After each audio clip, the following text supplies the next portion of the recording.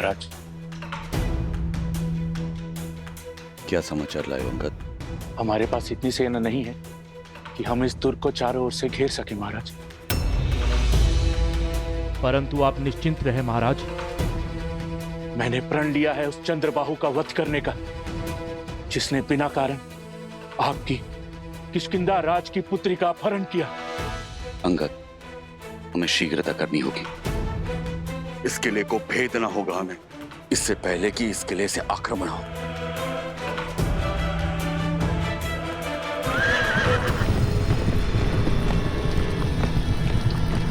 लगता है राक्षस आक्रमण करने वाले हैं महाराज।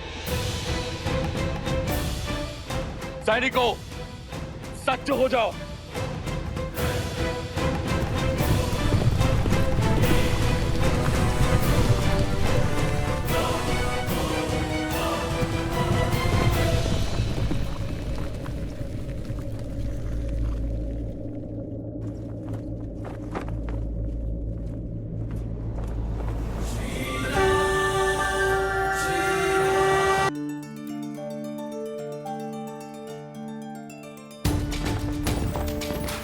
ये तो प्रभु श्री राम पधारे हैं।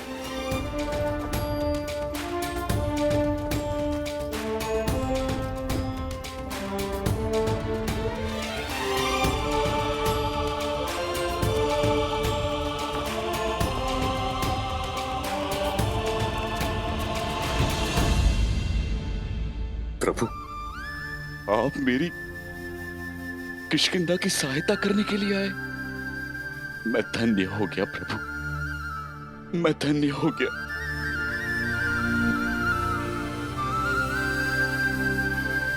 प्रभु नहीं, आपका मित्र आया है। जब ये नर विपदा में था तब वानर सहयोग में आए, तो अब ये नर पीछे कैसे हट सकता है मित्र।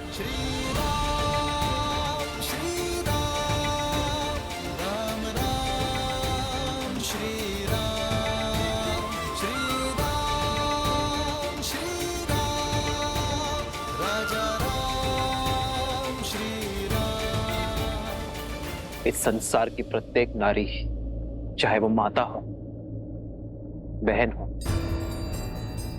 पुत्री हो या फिर पत्नी, प्रत्येक नारी सम्माननीय होती है। और फिर आपकी पुत्री मेरी भी पुत्री है मित्र। हमारी पुत्री का अपहरण करने का दुस्साहस जिसने किया है, उसे दंड अवश्य मिलेगा।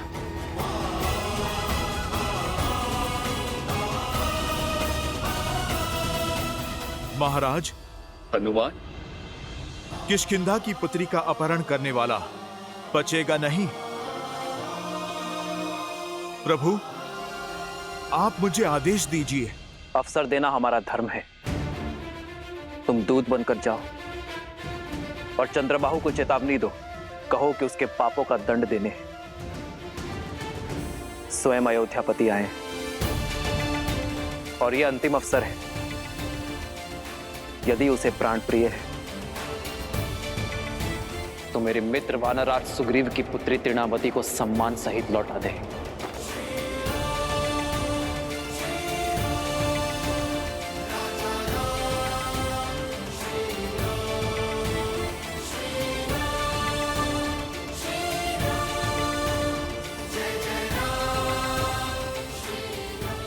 ये इस समाज, इस संसार का सबसे बड़ा दुर्भाग्य है कि हर युद्ध, हर शांति काल, मित्रता, शत्रुता, प्रेम, हर भाव में सदा ही नारी को, उसके अस्तित्व को, उसके सम्मान को लक्ष्य बनाया जाता है।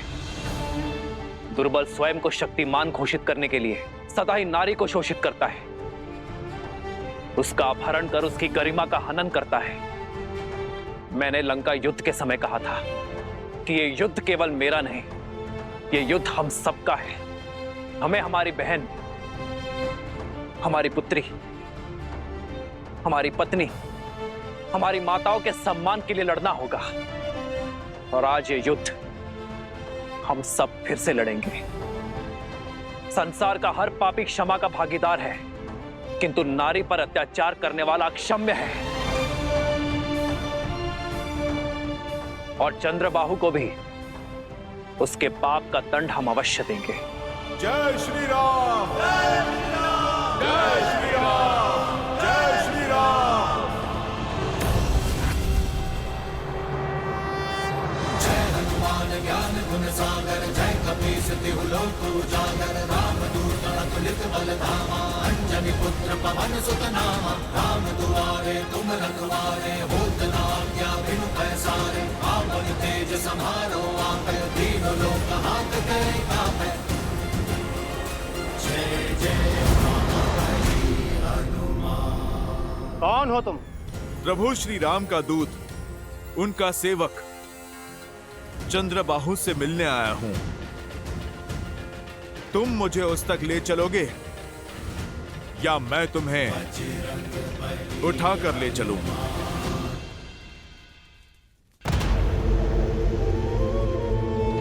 आओ वानर, बोलो क्या संदेश लाए हो?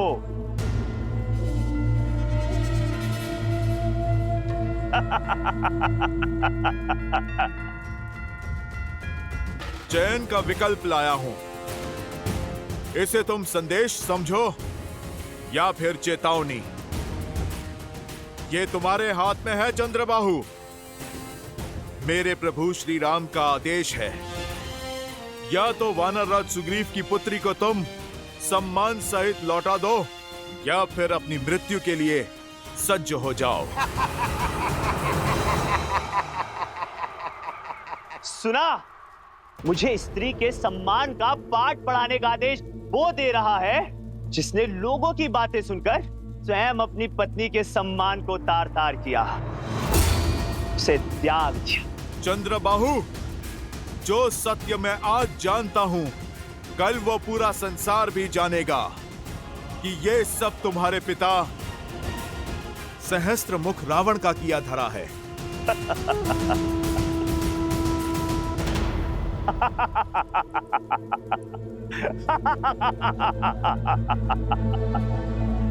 साम, दान, दंड, भेद। युद्ध को जीतने के लिए शत्रु को युक्ति लगाने का पूरा अधिकार है। उसका प्रयोग मेरे पिता ने भी किया, तुम भी करो। जाओ, मेरी पत्नी के विरुद्ध बातें फैलाओ। किसने रोका? मैं उसका सत्य जानता हूं। अब तुम ही बताओ, स्वयं को लोक अपवाद से बचाने के लिए जिसने अपनी पत्नी को त्याग दिया, वो स्वार्थी है या फिर कायर? जिसने अपनी पत्नी को मरने के लिए वन में छोड़ दिया, उसको क्या अधिकार है कि वो किसी और की स्त्री या पुत्री को लौटाने का आदेश दे? दुष्ट, तूने मेरे भगवान को पापी कहा है। तू अवसर का नहीं, अंत का पात्र है।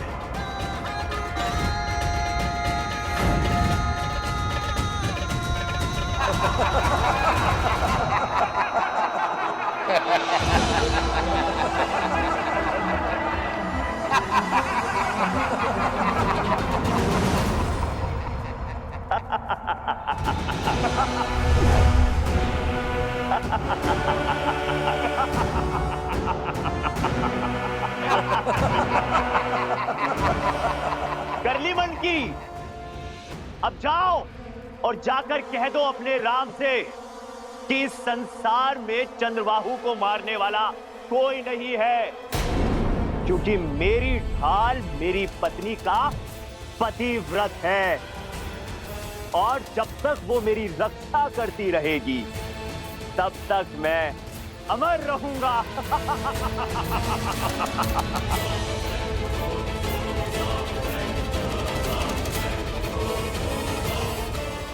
और पूछ जाके उस अयोध्या के राजा से, क्या उसकी पत्नी भी उसकी रक्षा करती है या केवल वन में छिपी रहती है?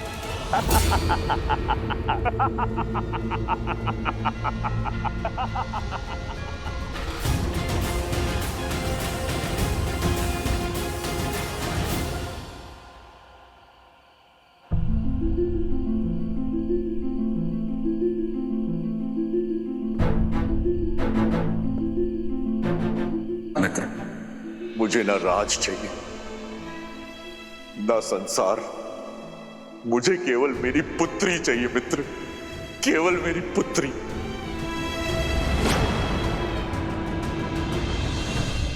सीते! सीते!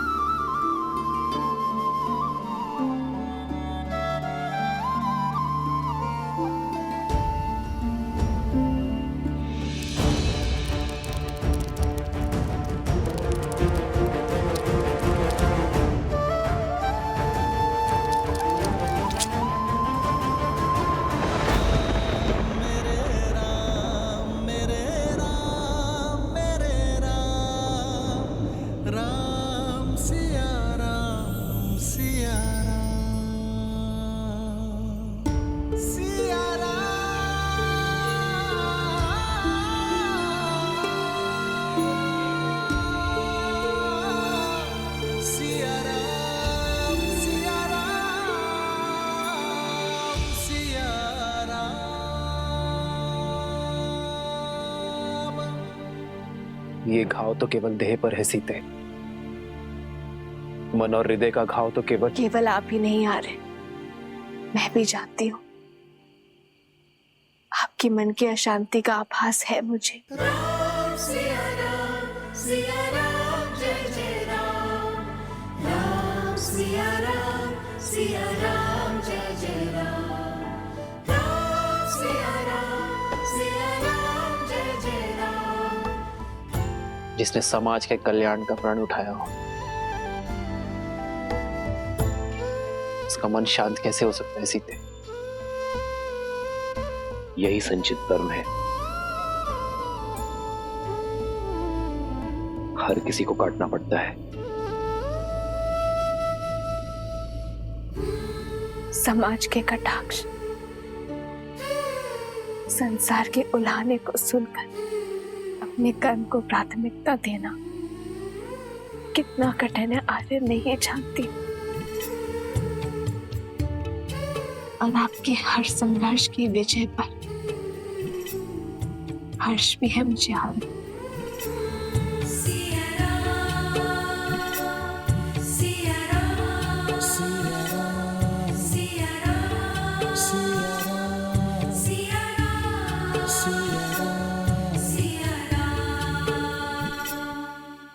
त्याग से बड़ा इस संसार में कोई तप नहीं है सीते।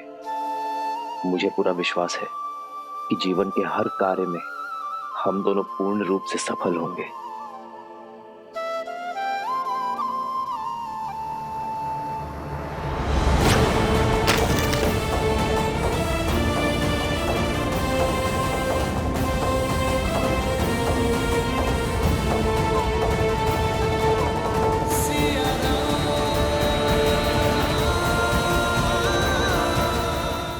क्या है यार जो आपको इतना विचलित कर रहा है? कल भोर होते ही मैं भगवान वाल्मीकि का परामर्श लूंगी, वही मेरी उलझन को सुलझा सकते हैं। राम सिया राम। प्रभु, चंद्रबाहु की पराजय उसकी पत्नी में छुपी है, क्योंकि उसका ढाल उसकी पत्नी का पतिव्रता धर्म है। प्रभु, मैंने बहुत प्रयत्न किया, मैं कोई सूचना नहीं जुटा पाया। कल भोर होते ही हम युद्ध का शंखनाद करेंगे। हनुमान, तुम उसकी पत्नी के बारे में जानने का प्रयास करते रहो।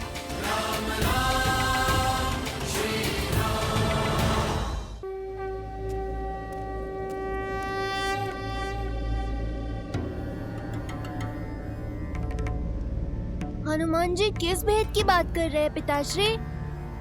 क्या है चंद्रबाहु की मृत्यु का रहस्य? उसकी पत्नी कैसे उसकी रक्षा कर रही है?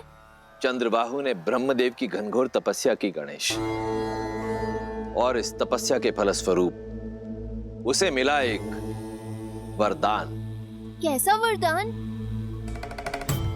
वरदान ये था गणेश कि जब तक चंद्रबाहु की पतिव्रता पत्नी पद्मावती निरंतर ब्रह्मदेव के मंत्र का जाप करती रहेगी, तब तक चंद्रबाहु को युद्ध में कोई पराजित नहीं कर सकता।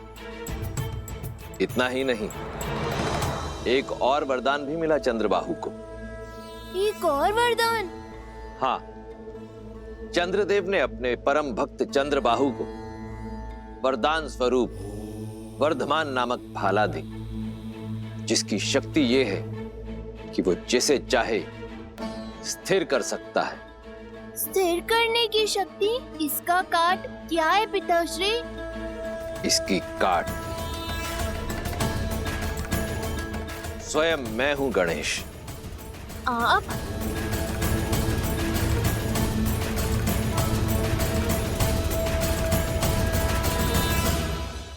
देवी, जो मन वचन और कर्म से जुड़े होते हैं, जो जगत कल्याण के लिए त्याग करने को तत्पर होते हैं, वो भावों की डोर से सदा जुड़े होते हैं। मन कहता है कि मेरे श्री राम दुखी है और इसी आभास की चिंता मुझे सता रही है। अब आप ही बताइए, मैं उनकी सहायता कैसे करूं? मुझे मार्ग दिखाइए प्रभु।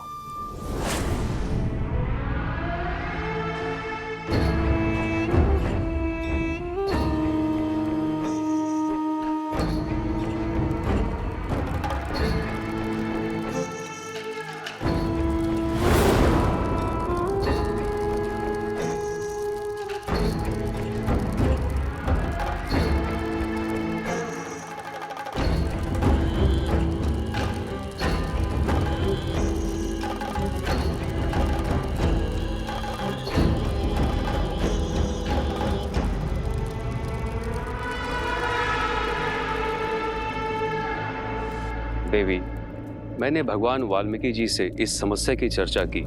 उनकी इच्छा है कि आप इस चिंता से मुक्त होने के लिए फल्गु स्नान का व्रत रखिए। फाल्गु व्रत? हाँ देवी, तनिक कठिन व्रत है। बिना अन्न जल के फल्गु नदी में कुछ दिन खड़ी रहो और मंत्र जाप करें।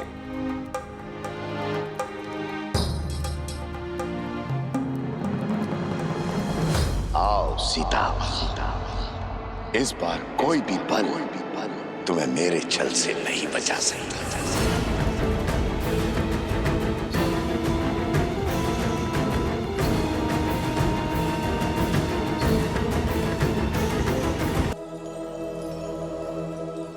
गुरु माँ, मुझे आत्म शुद्धि के लिए माता फल्गु नदी में स्नान करने जाना है।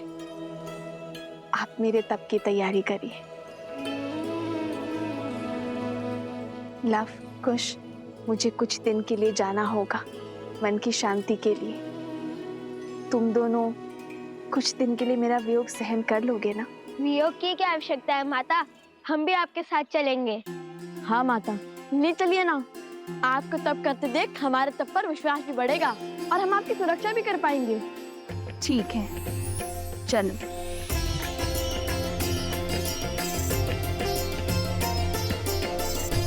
मित्र, हमें सेना की सुविधा के लिए हमें इस सरस्वती नदी के उपनदी पर ही शिविर लगाना चाहिए। फाल्गु नदी भी इसी नदी में आकर मिलती है।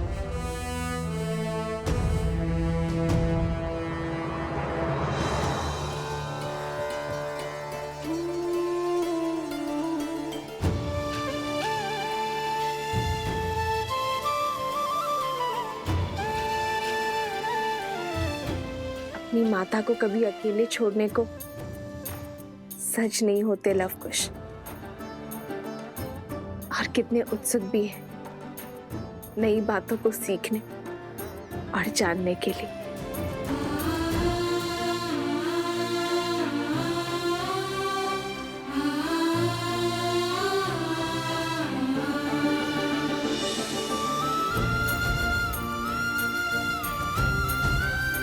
बालकों की भांति उत्सुकता मुझे आपके मुख पर भी दिख रही है वन देवी।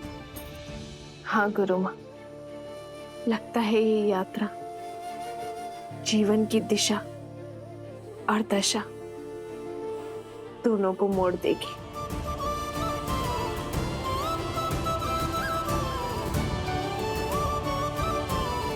कुछ विशेष कारण अवश्य है इस फल्गु यात्रा का। प्रभु, चंद्रबाहु को वरदान प्राप्त है। जब वो युद्ध भूमि में होगा तब उसकी पत्नी रानी पद्मा ब्रह्म मंत्र का जाप करेगी। और प्रभु, जब तक रानी पद्मा का जाप चलता रहेगा तब तक चंद्रबाहु की श्वास चलती रहेगी। उसे कोई नहीं मार पाएगा।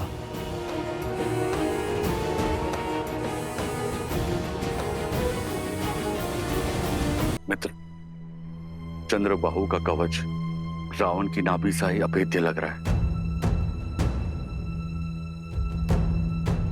धर्म का एक वार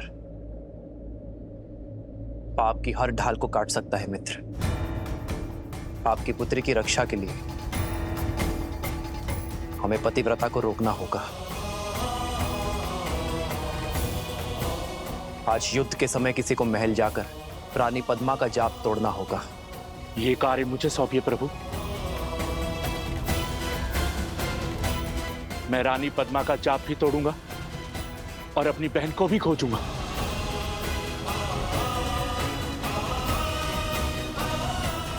अंगद,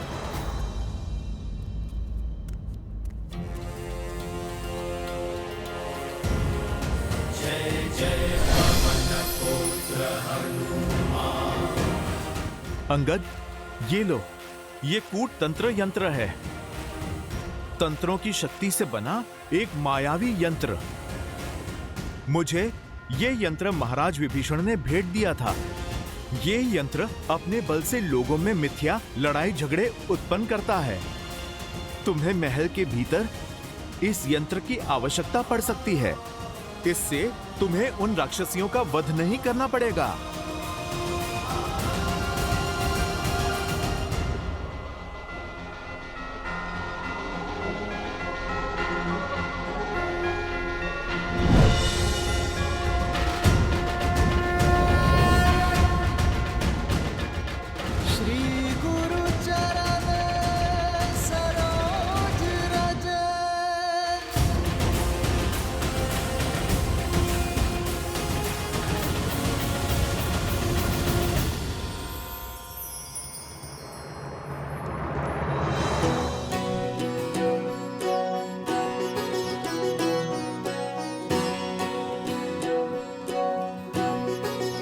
माता ने 3 मित्रों को साथ लाने की अनुमति दी है।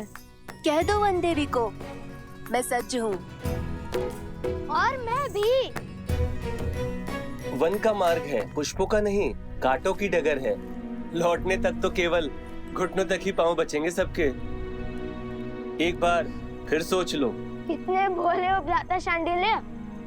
लवकुश के होते माता का पग कांटों के डगर में नहीं पड़ेगा। वन देवी है, वन में जाएंगी तो बैलगाड़ी पर। बातें बहुत बड़ी बड़ी बनाते हो कुश। कैसे जाएगी वन देवी बैलगाड़ी में? आश्रम में तो गाड़ी है ही नहीं। नहीं है तो क्या हुआ, बन जाएगी। क्यों, है ना भैया? विचार तो अच्छा है, किंतु ये सोचना होगा कि ये होगा कैसे। और बैल, उसका क्या? आश्रम में तो केवल गाय है। बैल भी क्या लकड़ियों से बनाओगे?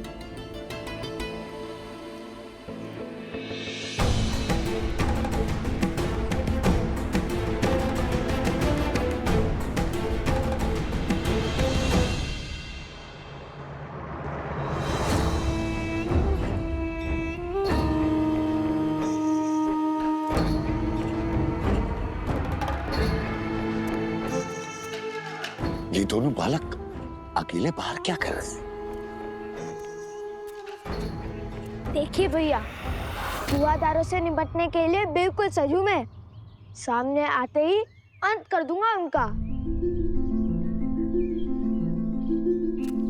कहाँ खो गए भैया? बैलगाड़ी के विषय में बात करने की क्या आवश्यकता थी? गाड़ी तो भी एक बार को बन जाती। बैल कहाँ से लाएगा इस जंगल में? क्षमा कर दीजिए भैया, वो रोश में भूल गया। अब आपको पता है ना कि मस्तक से लेकर मुख तक जाने वाली नाड़ी के तालमेल में समस्या है, इसलिए मैं पहले बोल देता हूँ और विचार बाद में करता हूँ। लेकिन चिंता मत कीजिए, मैं आंखों में आंसू लेकर माता को कह दूंगा कि मुझसे भूल हो गई। देखना, वो स्वयं ही मना कर देंगी। तो क्या हुए रूपी असुर? नहीं नहीं, धूम्रासुर, हाँ ये उचित नाम है। तो धूम्रासुर को पराजित करने वाला लव कुमार अपने मुख से निकले वचन झुटलाएगा? नहीं नहीं। भैया, वचन तो मेरे मुख से निकला था। छोटे भाई के मुख से निकले वचनों को निभाना भी बड़े भाई का ही कर्तव्य होता है। आयु और पद के साथ साथ दायित्व भी बढ़ता है। और वैसे भी ये बैलगाड़ी हमारी माता की सुविधा के लिए है। चलो बनाते तुम्हारी बैलगाड़ी। कुल्हाड़ी कहाँ है? कुल्हाड़ी दो। कहाँ है कुल्हाड़ी? वो कुल्हाड़ी पकड़ने के लिए हाथ रिक्त नहीं थे ना भैया। अरे वो वृक्ष कैसे काटेंगे?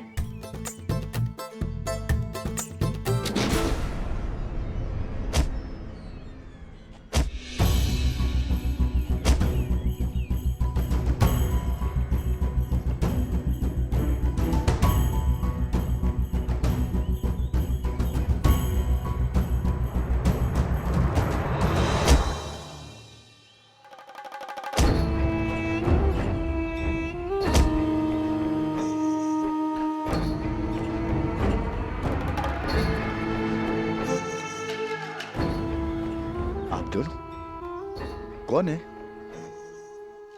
इस घने वन में क्या कर रहे हैं?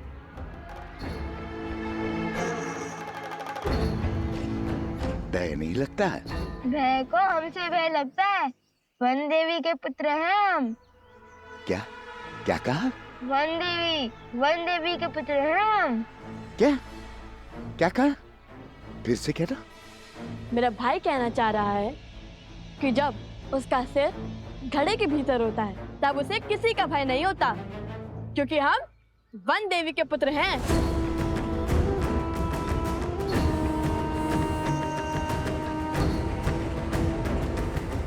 वन देवी अर्थात आप तो वन के राजकुमार हैं। मेरा प्रणाम स्वीकार कीजिए, मुझे सेवा का अवसर दीजिए। बताइए क्या चाहिए आपको? हमें कुछ लकड़ियां चाहिए। हम अपनी माता वन देवी के लिए एक बैलगाड़ी बनाना चाहते हैं ताकि वो सुखपूर्वक फाल्गु नदी तक पहुंच सके। और सिर्फ लकड़ियां ही नहीं, बैल भी चाहिए हमें। इसे कहते हैं विधि का विधान। मैंने एक गाड़ी बनाई, सोचा था आश्रम में दान कर दूंगा। यदि आप दोनों वन देवी के पुत्र हैं और इसे मेरी तरफ से वन देवी के लिए भार स्वरूप स्वीकार करें तो मैं धन्य हो जाऊंगा। अद्भुत, कितना अच्छा सहयोग है ये। क्या हम गाड़ी देख सकते हैं?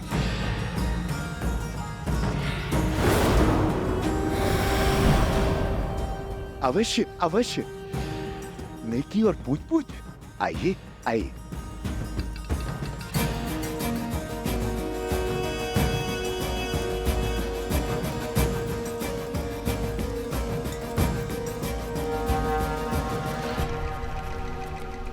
वाह भैया, कितनी बड़ी और सुंदर गाड़ी है।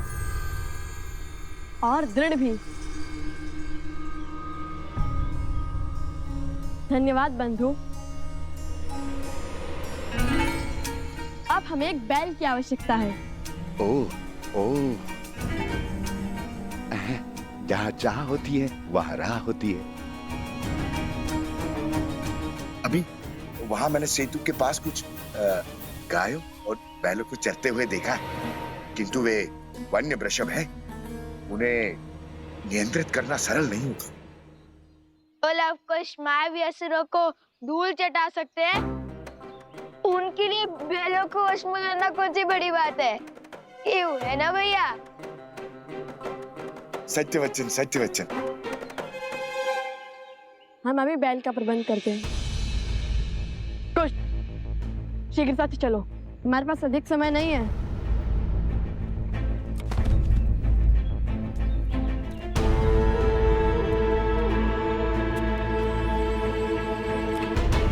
जय श्री राम।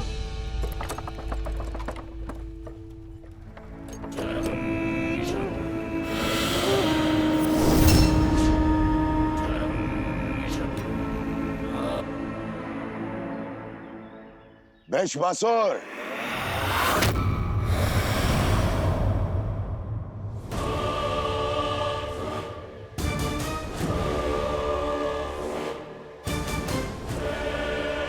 प्रणाम असुर सम्राट। जाओ वैश्वासुर, उन दोनों बालकों को मार दो। और यदि तुमने ये कार्य संपन्न किया तो मथुरा का राज्य तुम्हारा। जाओ। आपकी आज्ञा का पालन अवश्य किया जाएगा महाराज।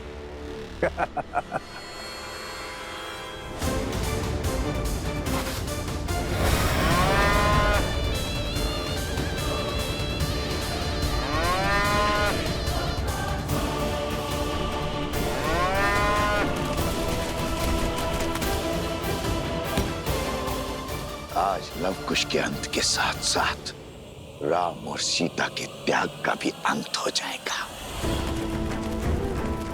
पुत्रों का मृत शव देखकर सीता आश्रम से बाहर आएगी और राम को स्मरण करेगी और उनका समर्पण मिट्टी में मिल जाएगा।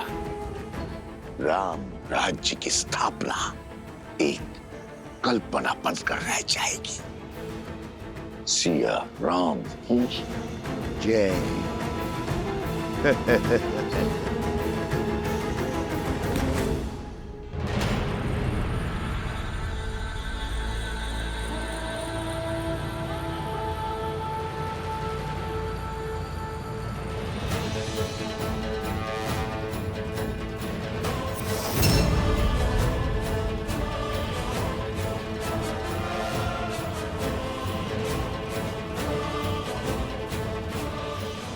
आज एक बार फिर अधर्म के अंत के लिए हम सब साथ खड़े हैं। चलिए एक बार फिर उन दुष्ट राक्षसों को धर्म का बल दिखाते हैं। एक बार फिर संसार को न्याय की शक्ति दिखाते हैं। एक बार फिर स्त्री के सम्मान की ललकार लगाते हैं। एक बार फिर धर्म की जीत का परचम लहराते हैं।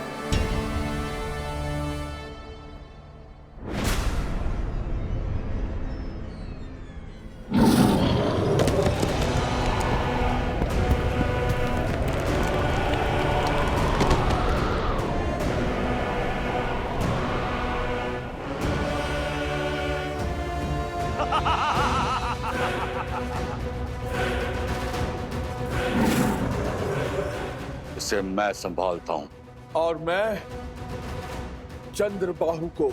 पहले मेरी रची पहली बाधा को तो तोड़ दो, फिर मुझसे लड़ने आना मूर्ख वानरों। प्रहार।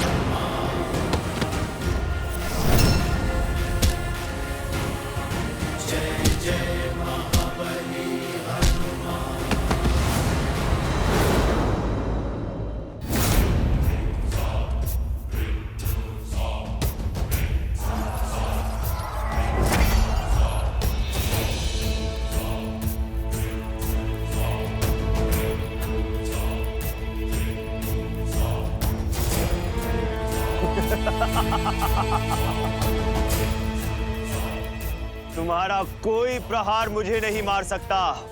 अमर हूं मैं, अमर।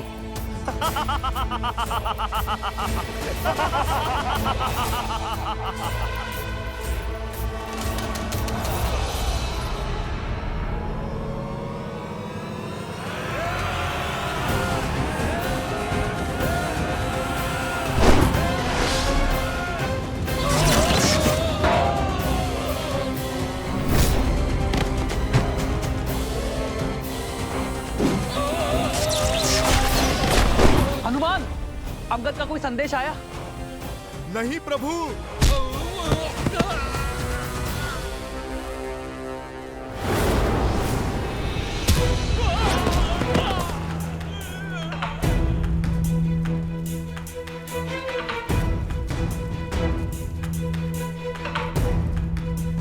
ओम विदात्मनि विद्याहि हिरण्यगर्भाय धीमहि तत्रो ब्रह्मा प्रचोदयत्। ओम विदात्मनि विद्याहि हिरण्यगर्भाय धीमहि तत्रो ब्रह्मा प्रचोदयत्।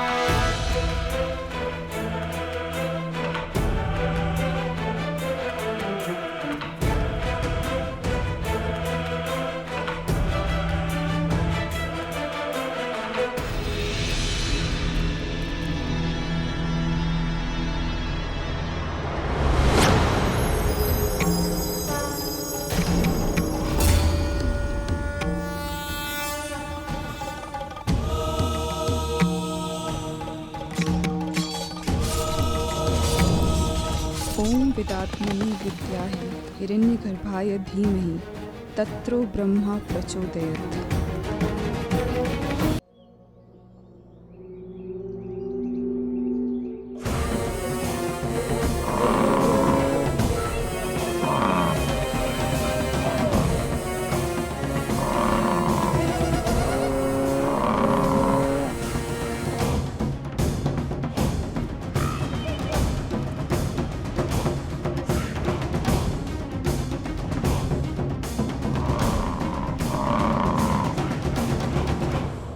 वचन से बंधे हैं, इसे तो पकड़ना ही होगा ना।